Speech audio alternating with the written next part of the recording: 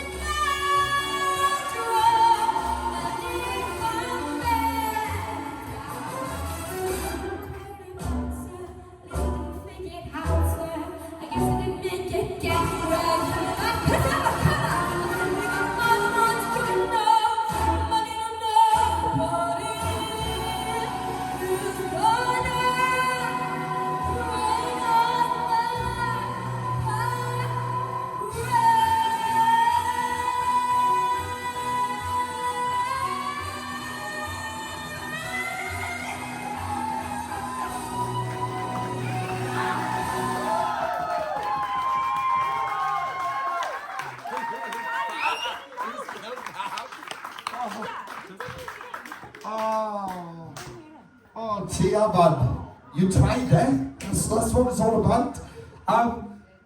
Zoe? Yeah, unless you can just have a mini meltdown then. It's like, I broke, I wouldn't have known. I wouldn't have known, so don't worry about that. You created it, you controlled it, it was fine. Yeah, the first thing I wrote is you were way above your years because you are. It's unreal, like the talent you have for a 12-year-old. And oh yeah, you look so beautiful and grown up tonight as well, by the way. But like, you always come out here with like professional and sophisticated performances. Like that's what I mean about you were way above your years. And you always pick these mega song choices that a 12-year-old could only dream about being able to sing. And you come out here and you smash it each time. Like you give it, you 100% all, and you just put in so much effort and you're so dedicated. Oh, you're gonna say something, no?